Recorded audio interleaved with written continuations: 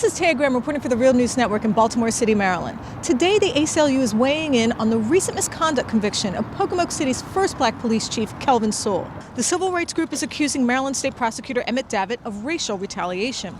He prosecuted Sewell for mishandling an accident investigation in 2014 for the small town on Maryland's Lower Eastern Shore. Sewell was let go over a year ago for refusing to fire two black police officers who filed discrimination complaints against the Worcester County Drug Task Force. Sewell has since filed a lawsuit claiming his firing was retaliation, which has been joined by the Justice Department's Civil Rights Division. I'm here with Real News reporter Stephen Janis to discuss these new developments. Stephen, can you give us some background and tell me what the ACLU is claiming? Well, the ACLU is saying that this total investigation from beginning to end was retaliation for Sewell filing a lawsuit. They're saying that the Worcester County officials and the state's attorney's office conspired with the state prosecutor Emmett Davitt to investigate Sewell and later charge him in this accident, and that all of this is based solely upon the fact that he alleged discrimination and filed discrimination complaints against the Worcester County, Pocomoke, and other Maryland government. That this totally is a result of retaliation. Now, they filed a public information request. What is the request and why did they file it? Well, the MPIA request is basically seeking other investigations of police officers for misconduct coming out of the state's prosecutor's office. Usually the state prosecutor in Maryland does mostly exclusively investigate political corruption, whether it be campaign finance law violations or things having to do with elected officials. So the MPIA request is basically to obtain that information and to find out what it means. Now, you've spoken to Prosecutor Emmett Davitt several times. What has he said to you about the investigation? Well, he has said quite clearly that this was not retaliation, that they were asked by the intern police chief, Lieutenant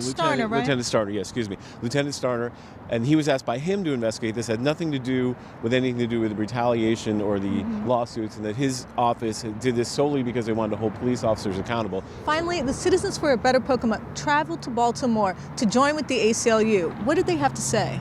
Well, they said they still support Sewell and that they believe that the ACLU is right, that this investigation, this prosecution was purely political and purely based upon the fact that Sewell had filed these allegations of racial discrimination. I came here today to support the chief, Chief Sewell. He will always be the chief as far as I'm concerned, whether he is on this side of the bay or our side of the bay. I will always call him chief. I can't help it. I feel like he should be reinstated, and that's the main reason I'm here, to support him in his reinstatement. What do you think about the prosecution from the state prosecutor? Do you think it was fair? Oh, it was unjust. Still support the chief? I still support the chief always. Yeah, I always have to report him, yeah, because I notice now, like when my wife would tell me about when she was riding down the road there, two of them kids like they're on bikes on one wheel. They look back and seen them with her, they just stayed in the road, kept the main highway. They don't care nothing about you, they ain't got to move.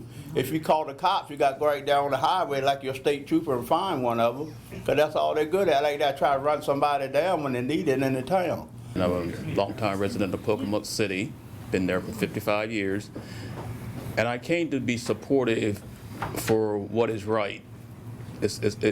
We're at a point in our life now and in that crossroads in our city that we need to stand up for social equality. We need to stand up for truth. And truth is not limited to just the color of your skin. It's not limited to your race or your background. Truth is truth. And we need to stand up for what is right. And whoever that is in place to help bring forth these truths, we need to leave them there. We know what Chief done when he came to our city. I'm under the impression, whatever is not broken, don't try to fix it. It wasn't broken, so why are we trying to fix it? But we're to that point now. We got to do something to bring him back. It's important that we continue to stand, even when we don't understand, to make a difference in what's going on in our community. And we talk strongly about K.D. Sewell. Well, there's also the person of Lionel Green and Frank Savage. I had constant contact with these gentlemen. I was in their presence quite a bit, excluding Savage, because most of his work was undercover. But with Green and Sewell, I was in constant contact with these gentlemen because they were concerned about what more could they do in our town and our city to help to enhance the growth of the city. And what I witnessed from those guys is integrity, loyalty, commitment, conviction. And what our county administration, for a better term, has tried to do in total is to damage that, to wipe that out. You ask questions and you can't get answers. You have your gut feeling that certain people are involved in this, i.e. the state's attorney, etc., and you cannot get direct answers. Yet you see their presence and what's being said and done. And we've had enough of that. My name is Marlene Melbourne, and I've been a citizen of Pocomoke for 63 years. And I've seen a lot of corruption there, but this one takes the cake. Chief Sewell is a man that shows how he showed us how he loved Pocomoke. He was not just a police chief. He was everybody's friend. He would stop, talk to you if he saw you walking. He would stop and ask, "How are things going today, Miss Marlene?"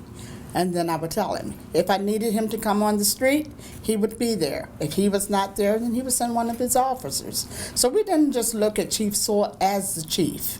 We looked at him as a person that was willing and able to get along with every citizen of Pocomoke.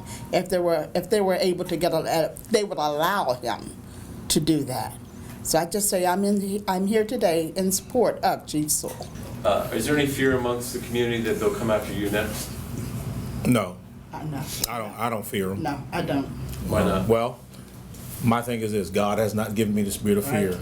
but love and power Right. of a sound mind. So That's it. I hold on to my scripture, and I'm not worried about anyone coming after me. I'm going to do what's right. I'm going to stand up for what's right, and I'm not going to let anybody challenge me when it comes up to doing right, because right is right and wrong is wrong. So I'm definitely going to stand up for what's right, and I don't fear the people. I don't fear any prosecutors, no state prosecutors, none of them. I'm going to tell the truth. And they're not going to make me get on the stand and tell a lie. Well, we're hoping that us being here today and working with the ACLU and working with the members of our community, that somehow these charges will be overturned and someone needs to hold the state prosecutor accountable for what he did. I don't think he should get away with it. I think he should be held accountable for what he did, because what he did was unlawful. This man did a good job in our city. And anyone else that had anything to do with it, they need to be held accountable for it. How much do you think this has to do with race? Quite a bit. I've been in the city just about all my life. But what we're seeing now is just unbelievable. I mean, if anybody can really say, we've never seen anything like this now, and not played out like it is. It may have been racial undertone, but now it's like wide open. Yeah. You know, and because when we first started this thing, even with the Citizens for Better Pocomoke, the first meeting we had, and I made the statement that I felt that there was some racial undertone to all this that was going on, and I was told that no, I don't. A lot of people were saying I don't feel it's about race. I don't feel like it's about race, but there are some aspects of this whole scenario is about race. It's unjustness in the police department and the state's attorney's office, all these, and the mayor council office, but there is some racial undertone to this, and I really do believe that. Well, I guess I was asked to get on the election board, be election judge, and they begged me to get on it. A few years ago, I ran for Councilman 3 for District 3, and I said, no, I don't think I want to do it, you know. But I let them talk me into being an election judge now, and I found out why. Because they need somebody that at least come around checking their districts and stuff. The gentleman we have now, you never see him, not unless you go to one of the council meetings and everything, you know. So now you can't run for council. I can't run for councilman now, but no big deal. It's not the end of the world, but I just found out that they just decided if we have a runoff they're not gonna do it like we did last time, re-vote and do counting votes. They're gonna use a deck of cards like a gambler, and whoever pulled the highest card win. I ain't never heard no crap like that in my life. But you know, when they had the meeting, it was all just council members. There was only one African American on that, and the rest of them white. So automatic, they voted on something like that, like you're a gambler. Yeah, it's really sad because it's not the first incident happened down there, but they're to the point they just do what they please. They don't care what the public says. And a lot of the public is not going to come out anyway. They don't get involved, you know. Because then they play them little nasty game when they harass you on different ways that you wouldn't believe and everything, you know. Yeah. But we get used to it, you know. But it's going to stay that way. It's not going to change. Somebody else going to have to change it. How have they harassed you? Well, different little game, just like that one with the voting thing. They didn't tell us about that meeting that night when they had the meeting, and it came out. The supervisor of the election judge called me personally on my phone and told me they changed it now. When it's a tie vote, they're gonna go get a fresh deck of cards, and the highest number win. I said, well, ain't nothing I can do about it. They're gonna do what they want to do anyway. But just the way they do little simple things, you know. They're worse than first graders, you know. I asked the mayor and the council, I said, well, since you did not let us know that you were gonna have this meeting and you were gonna come up with this thing to change the charter, because they're gonna put this in the charter now. Yeah. With the deck of cards. With the deck of cards. So I asked them, I said, well, this is what you should do. I said, the proper thing to do is, I said, first of all, you gotta recognize everybody that's up here was elected. Council members were elected. I said, so you're up here at the will of the people. So what you should do is have another meeting, invite the people to come out, let the people speak on it, and get an input from the people before you make a decision. Reverend Tasker says, no, let's just go forward with it. We said we was gonna do it, let's just do it. Wow. So they said, that's what they did. So the mayor hit his gavel down on the table. I guess that was for me to be quiet. So I just, stop talking, let them take over. So then that's like Reverend Tasker said, we just gonna do it. And then Trotter started saying something about, we got the votes, let's just do it. This is Taya Graham and Stephen Janis reporting for the Real News Network in Baltimore City, Maryland.